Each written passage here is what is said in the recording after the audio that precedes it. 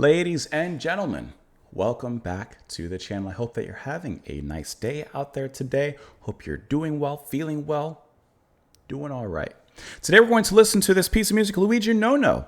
Hopefully I pronounce this correctly. Ricorda, cosa, hanno, fatto in Auschwitz.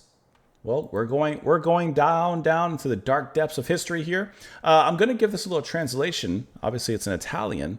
It says, "Oh, this is a really interesting title. Remember what they did to you in Auschwitz." Just the title is very harrowing. I really like the title and the immediate imagery it brings to mind. We're listening to this because this was recommended and sponsored by Alan. Alan, thank you so much for the recommendation. I appreciate it. You said that this was, you had to think about this one if you wanted to suggest this one.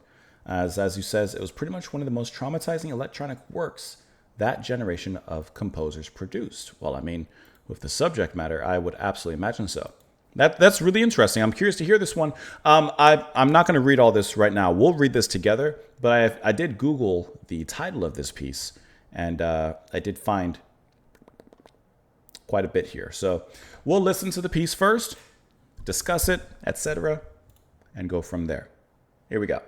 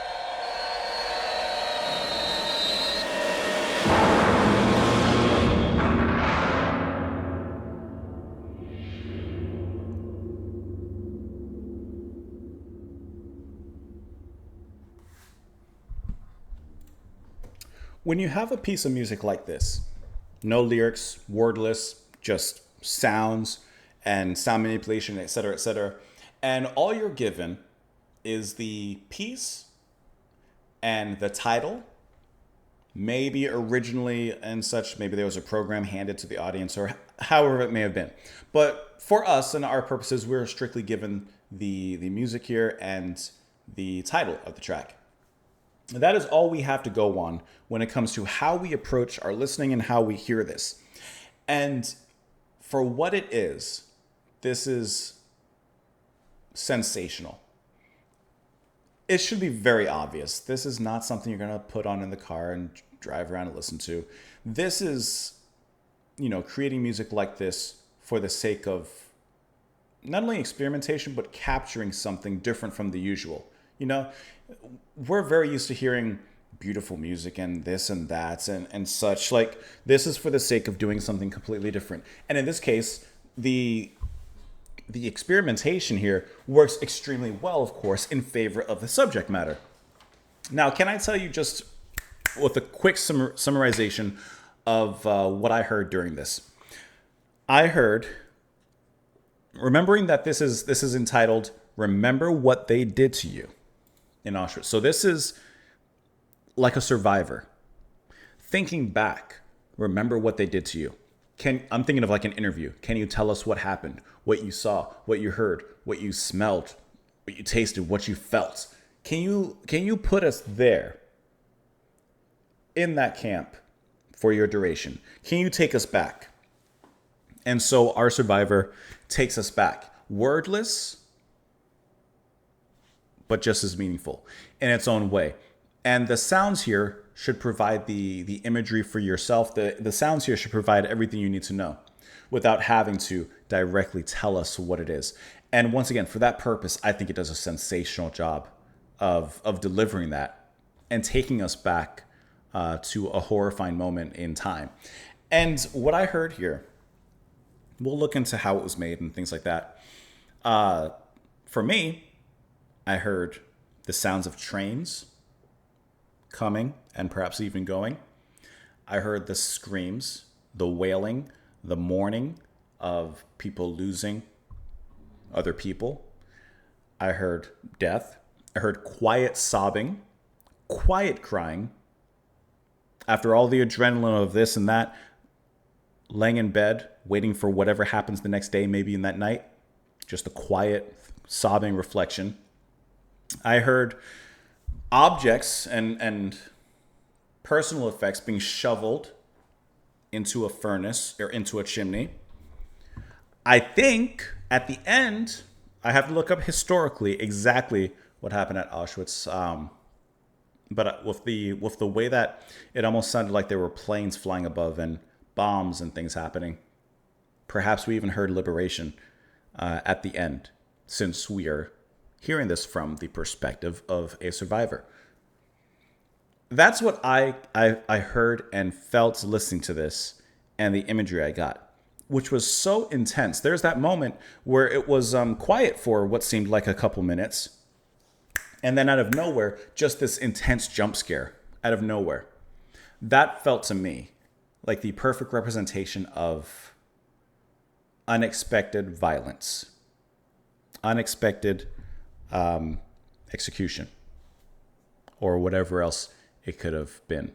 I think that this piece did a fantastic job of doing that. And once again, we're given just the music, the sounds, and the name. Perhaps if this was given a different name, of course, maybe it wouldn't have hit the same. But it was given this name. And so it does hit a very particular way. Now, like I said, I just found this when I Googled this track and pulled up the track. And maybe I'm not going to read every single thing here, but I do want to kind of, glance at it here. Nono reworked the sound materials from the incidental music for Peter Weiss's La Istruttoria, creating an independent work. Okay, a further work was added to the composition that addressed the violence of Nazism and fascism. The title appears to have been inspired by Alberto book, Remember What They Did to You in Amalek. Okay, the 3 sections of this work, whose title come from, man, these are long, long lines. form a narrative that begins with the Song of Lager. About half the work continues with Lily Toffler's tragic song at the end. And However, the new arrangement of the individual sections are no longer so fragmentary. In the first canto, we hear the exposition of main vocal nuclei, which are condensed into gestures, moans, stylized cries, true thematic motifs presented by the soprano and children's choir. These elements are often overwhelmed by high-pitched rustles and hisses or by violent bursts of orchestra sound, almost suggesting an expressive description of the pain of a human being lowered into the hell of Auschwitz. 100%. It goes on from here. Comprehensible even beyond any language, these vocal phonemes are pure subjective interjections and immediate expressions of suffering. Accompanying these very brief suspended songs are the polyphonic laments of the children's choir. The human voice is here, as Frederick Spainmacher wrote, a symbol of the human being as such. We are faced with the musical narration of the human drama, of the anxieties and violence inherent in the darkest chapter in our history. Nono seems to want to reestablish in the final canto the primacy of the vocal and therefore of the human being. It is the song of revolt in which the voices seem timidly to oppose the violence of Nazi power. Nono, however, avoids the celebratory gesture of a liberating utopia that would have little to do with the reality of Auschwitz. The finale leaves no room for false hopes of salvation, but with all the force and expressive violence of the technical means, tells of the extermination of the individual. Okay, so I was a little wrong there. With a metallic roar, the human voice is definitively silenced. All orchestral and choral interventions, except the children's choir, are taken from his own compositions. That's really interesting. Let me take off screen real quick. Let me see if I can find maybe some more about this, just out of curiosity. I get a lot of things in Italian here. I think that was really interesting. English, let's translate this. Let's see. Nono created this opera for magnetic tape in '66, based on incidental music, as we mentioned. Magnetic tape for choir, soprano voice, electroacoustic equipment. Works composed in 3 parts. The Song of Arrival. That's why I'm hearing those trains, man. The Song of Lily Toffler, a resistance fighter, and the Song of Survival. The opera doesn't require any text. I used only the sound material of the chorus and the soprano's voice. In my opinion, it's necessary to continue to remember the crimes of the concentration camps of the past, but also those of the present. Remember them with the hope, the will, and the responsibility of seeing them disappear. A utopia? Ooh, the question mark. This is exactly what I'm talking about. No text required. The title and the music itself.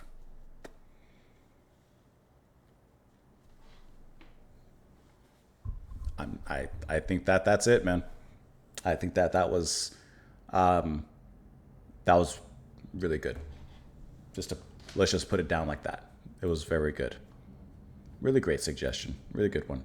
Alan, thank you so much for the recommendation. Thank you so much for the support as well. I would love to hear your thoughts, of course, in the comments down below.